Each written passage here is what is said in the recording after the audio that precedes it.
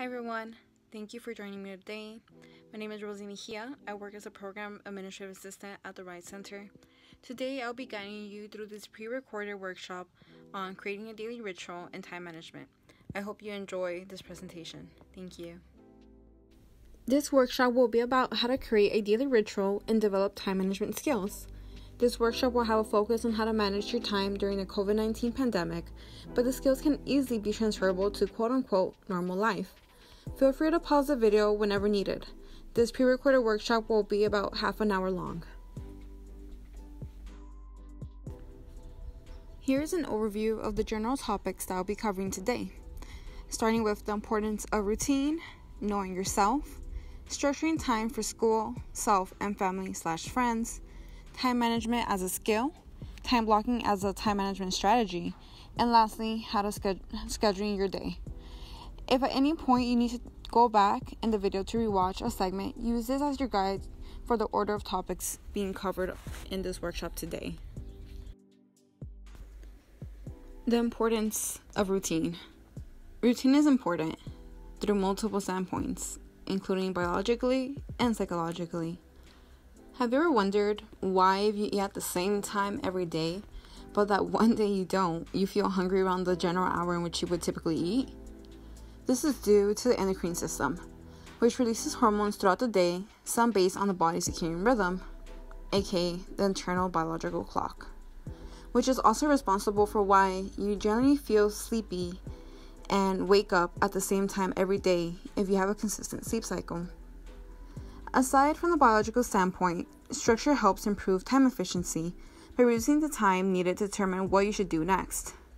Not to mention that this easy transition helps load off work from the prefrontal cortex, which is the part of the brain that helps with executive tasks such as decision making. Reducing the amount of decisions and other efforts that the prefrontal cortex has to do may save energy for other tasks at hand. You may have heard many people say that they are a creature of habit. This goes beyond preference.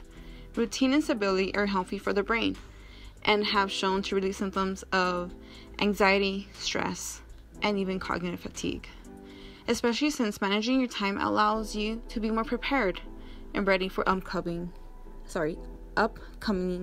challenges. Knowing yourself.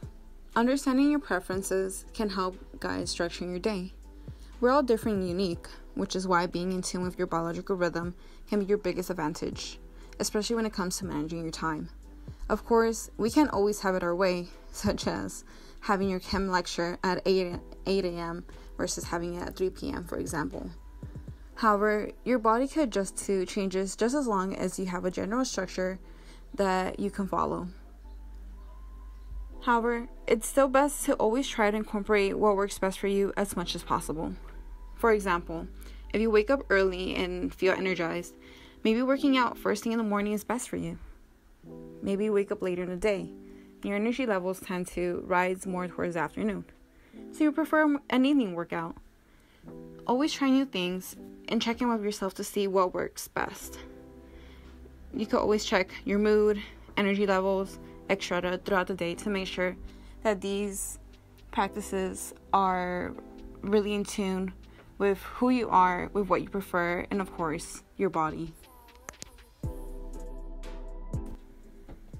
Now, we'll be jumping into the guidelines for structuring time for school, ourselves, and of course, family and friends. Time for school. Our energy levels fall and rise throughout the day. Usually, we tend to do homework or studying whatever time slots that we could fit it in. However, if you have control of at least a few hours of when you get to choose to focus on school, it's recommended for you to reserve time when you feel generally more energized and have higher levels of concentration. Especially now that you're home, or at least for the most part, practicing this will probably be more accessible. It's also important to be mindful to not overexert yourselves every single day. This can quickly lead to burnout and of course will make it harder to push through for the rest of the quarter. Leave heavy work and long hours for days that are less cognitively demanding meaning days that you probably have fewer responsibilities on. If you're a parent, an older sibling, caretaker, or play any kind of demanding role at home, I would recommend for you to wake up earlier before anyone else is up, as long as it doesn't impair your performance. That way, you could get to work early in the morning and have a little less to worry about later in the day. Just to give you a personal example and assure you that this can actually work for you, I personally wake up at 4 a.m. to do a little bit of work, reading, meditation, workout, and shower, all before my parents wake up. I'm a caretaker for my father, and I'm currently helping support my family by working remotely.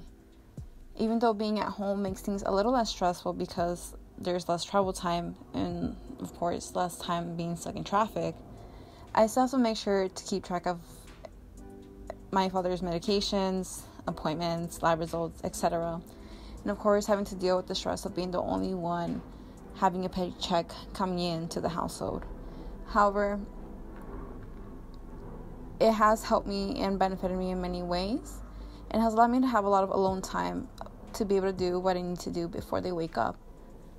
If you're not used to waking up early, it might get hard at first, but you get better with what you practice.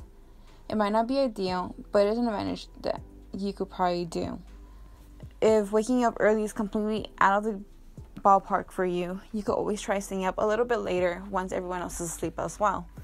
Again, only recommended if it doesn't impair your performance and doesn't cause too much chaos in your body. You must listen to what your body needs and, of course, your energy levels, and do what's best for you. Time for self. Self-care is the first thing that goes out the window whenever we feel stressed. We like to think of ourselves as machines that can go at maximum power for hours without end. But just like any machine, we need maintenance and care. Remember, we could break down too, so we must make sure that we have everything on check. Learn to prioritize your self-care. Self-care can be simpler and less time-consuming than you think. For example, having a mindful and warm shower with scented soaps, or even taking a minute to just focus on your breath. If you can carve out longer periods of time throughout your day for self-care, then make sure to have multiple small breaks throughout the day to check on yourself and also have a mini reset from whatever or everything that's going on. This can help you be more productive on the long term, help you feel better, and decrease the chance of feeling burned out.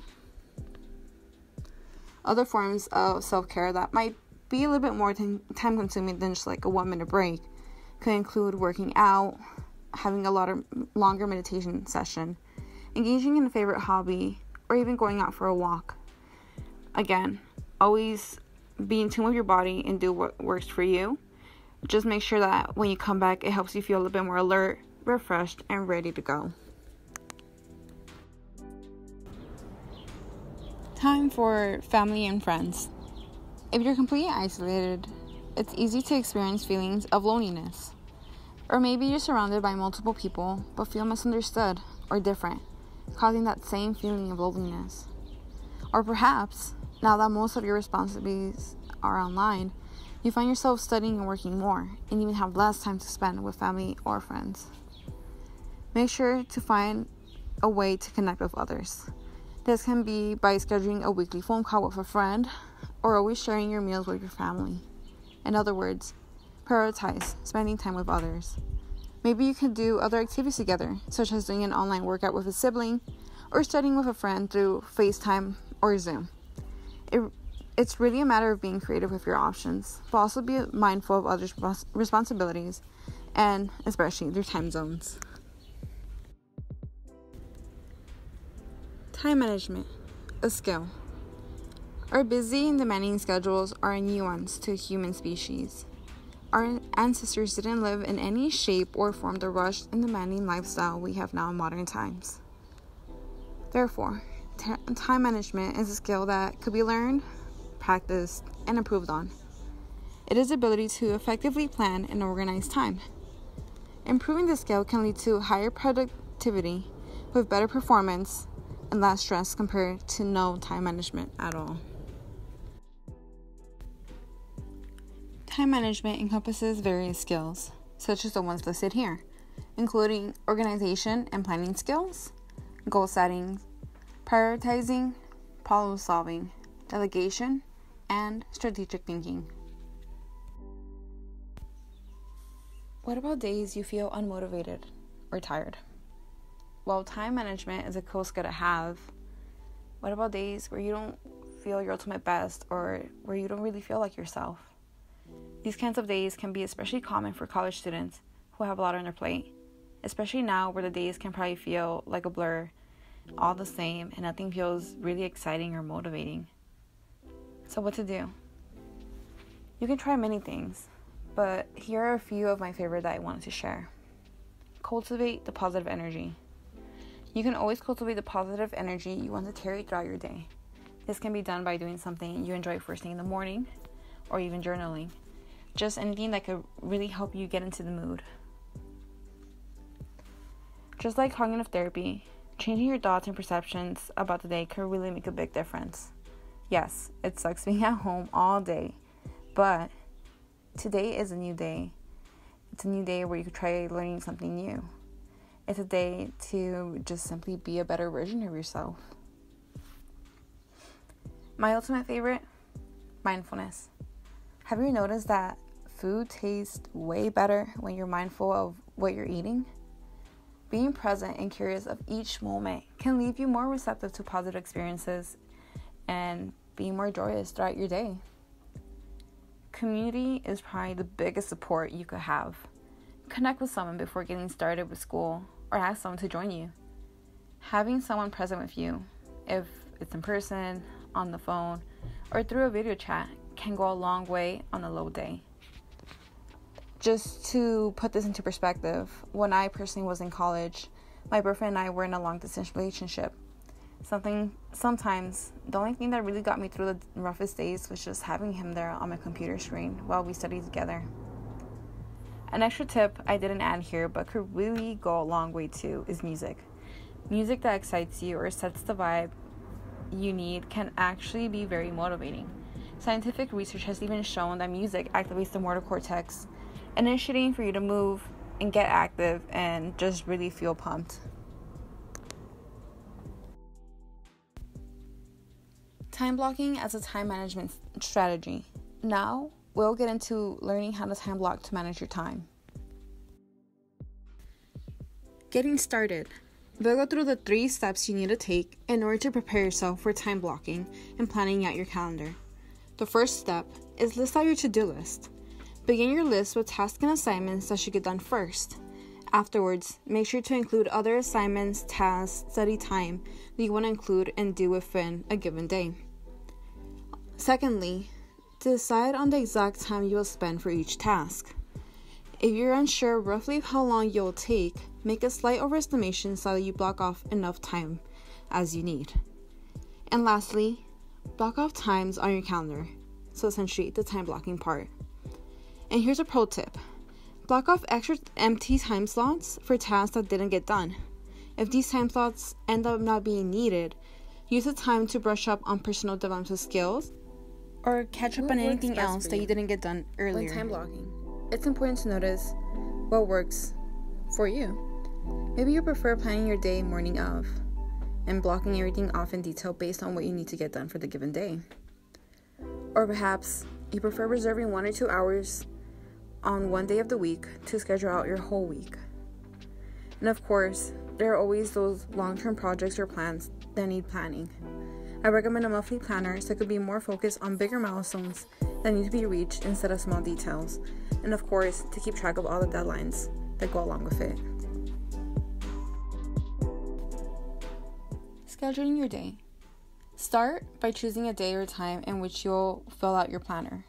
For example, Sunday morning or Monday night for weekly planning.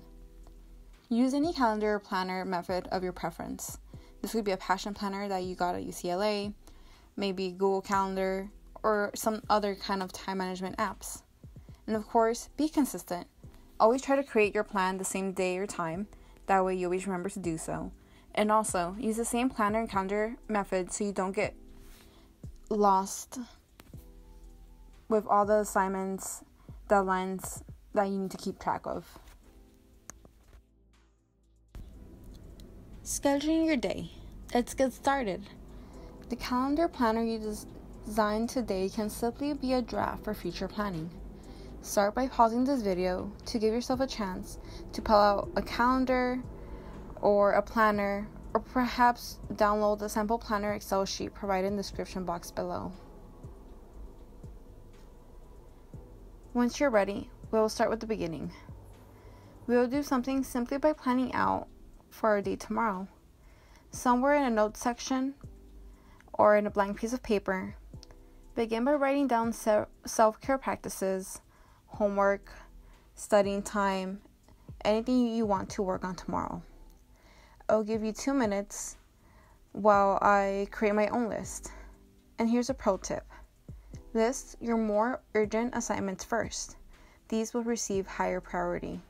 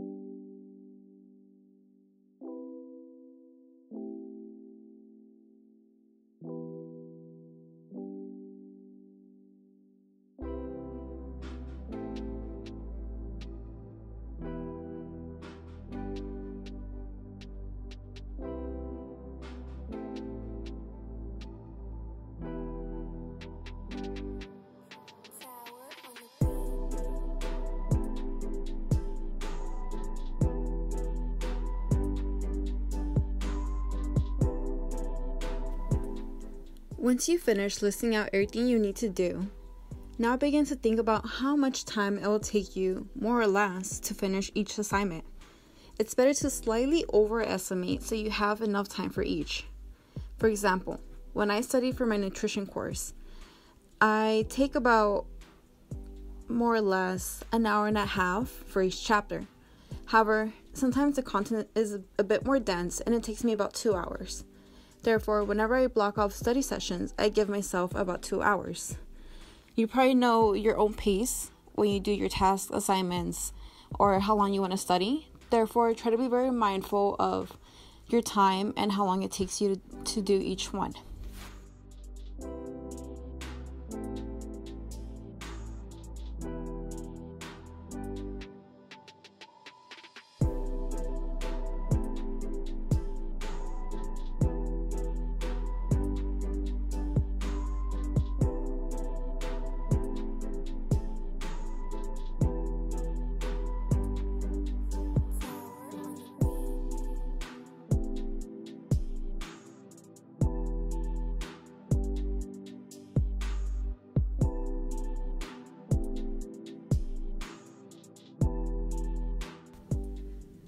Now that you've taken a moment to estimate how long everything will take you, pull out your planner, calendar, or sheet.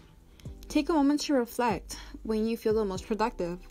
For example, I personally am a morning person, but also have productive moments in the evening. Therefore, I tend to schedule work sessions and meetings in the morning and have study sessions in the evening. Feel free to include meal times or anything else that you want to include, such as your self-care practices.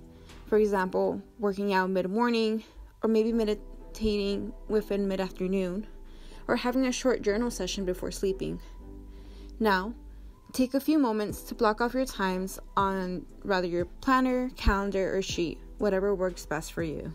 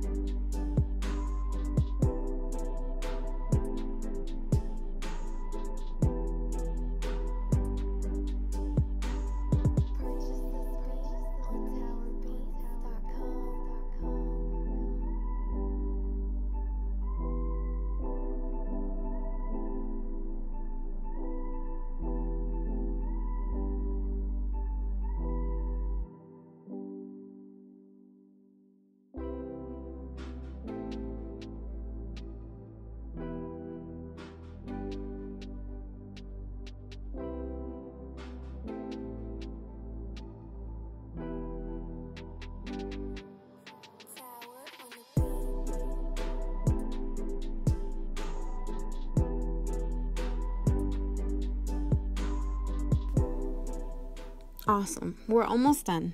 So now once you finish time blocking and pretty much following the previous steps all together, I want you to take a look at the calendar or planner you've created. Is the schedule possible? Meaning you have enough time to get your work done, but also have moments to care for yourself, refresh, and connect with others. Remember, it's always important to have balance by also prioritizing your health and relationships. If you feel that you might be overworked or very tired by the end of the day, perhaps take off a study session and replace it with a connecting moment with a friend or family member. Always try to, of course, keep your priorities on top of everything. However, always remember that you are your top priority.